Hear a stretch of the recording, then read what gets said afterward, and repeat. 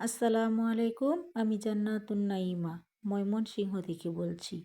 আশা করি যে যেখান থেকে আমার ভিডিওটি দেখছেন সবাই ভালো আছেন, সুস্থ আছেন। আমার মা যেভাবে মাটির চুলায় রান্নাবান্না করে তা আজকে আপনাদের সাথে শেয়ার করব। আজকে ছোট মাছের চচ্চড়ি রান্না করা হবে। পেঁয়াজ, মরিচ, হলুদ, আদা, রসুন সব কিছু দিয়ে সুন্দরভাবে সবজি মিশিয়ে নিচ্ছি। এরকম টাটকা টাটকা সবজি দিয়ে লাকড়ির চুলায় রান্না করলে খেতে কিন্তু অনেক মজা হয়। এই দিক দিয়ে ছোট মাছের চচ্চড়ি হাতে মাখানো হচ্ছে আর অপর দিকে লাল শাক রান্না করতেছে। লাকড়ির চুলার রান্না গ্যাসের চুলার রান্নার সাথে কোনো তুলনাই নাই। আমার মা তিনটি চুলা রেখেও বাহিরে লাকড়ির চুলায় রান্না করে। এই তো এখানে রুমের মধ্যে রান্নার ব্যবস্থা আছে, কিন্তু আমার মা এখানে রান্না করে না। আমার মায়ের কাছে ভালো লাগে লাকড়ির চুলায় রান্না, বাহিরে বসে রান্না করবে। গ্রামের সহজ সরল মানুষের এরকম কাজ দেখে কিন্তু আমার খুবই ভালো লাগে। আমার মাতা বলে লাকড়ির চুলায় রান্না করা নাকি অনেক সহজ।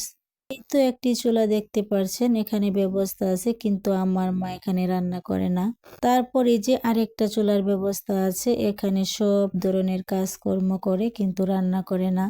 তারপর যখন বৃষ্টি পড়ে আমার মা তো পাকের রুমে এই যে এরকম দুইটা চুলা বানিয়ে নিয়েছে, এখানে বসে বৃষ্টির দিন রান্না করে। এরকম সুবিধা থাকার পরও আমার মা কিন্তু বাহিরে রান্না করে কষ্ট করে। আমার মায়ের সহজ সরল জীবন দেখে আমি মুগ্ধ।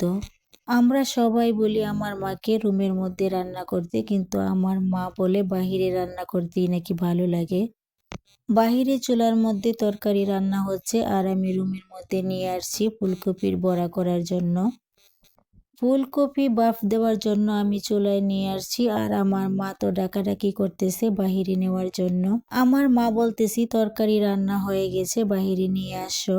আমার সহজ সরল মা বলতেছে চুলার মধ্যে আগুন আছে, আমি কেন গ্যাসের চুলায় ফুলকপি বাফ দিতে নিয়ে আসলাম। এখানে আমার ফুলকপি বাফ দেওয়া হয়ে গেছে। তারপর ব্যর্থ হয়ে বাহিরে নিয়ে আসলাম। এই তো চাউলের গুঁড়ার উপর আমার মা হলুদ, মরিচ, লবণ, আদা, রসুন, পেঁয়াজ সব ধরনের উপকরণ দিয়ে মাখিয়ে নিবে। ছোটবেলা থেকেই দেখে আসছি আমার মা যখন কোনো রকম বড়া করতো তাহলে আমাদেরকে চুলার পাড়ে বসিয়ে বসিয়ে গরম গরম খাওয়াতো। আর আজকেও আমার মা বলতেছে চুলার পাড়ে বসো, বড়া বানিয়ে দিব আর গরম গরম খেয়ে নিবা। আমার মা যে ধরনের তরকারি বা বড়া ভাজি যাই করুক না কেন আমার কাছে কিন্তু খেতে অনেক ভালো লাগে। আমার মায়ের হাতের রান্না খাওয়ার জন্য আমি সব সময় প্রস্তুত থাকি। আজকে আমার মা ফুলকপির বড়া বানাবো আর আমি চুলার পাড়ে বসে রয়েছি মায়ের হাতের বড়া খাওয়ার জন্য। সব ধরনের উপকরণ ফুলকপির সাথে ভালোভাবে মিশিয়ে নিয়েছে। শাক আর মাছের চচ্চড়ি রান্না করা হয়ে গেছে, এখন আমার মা বড়াগুলো ভেজে নেবে। আমি বলতেছি লাকড়ির চুলায় রান্না করতে অনেক দেরি হয়, আর মা বলে লাকড়ির চুলায় নাকি তাড়াতাড়ি রান্না হয়ে যায়। এই তো ছোট্ট একটা কড়াই বসিয়ে দিয়ে আমার মা টুকটুক করে বড়াগুলো দিয়ে দিচ্ছে। আমি তো মনে মনে ভাবছি কখন বড়াগুলো হবে আর আমি মন ভরে তৃপ্তি সহকারে আমার মায়ের হাতের এই বড়াগুলো খাবো। আল্লাহ পাক যেন আমার মাকে হাজার বছর বাঁচিয়ে রাখেন, যেন এরকম মজার মজার রান্না আমার মায়ের কাছ থেকে খেতে পারি। আপনাদের সকলের সুস্বাস্থ্য কামনা করে আমি আজকের মতো বিদায় নিচ্ছি। আসসালামু আলাইকুম ওয়া রাহমাতুল্লাহ।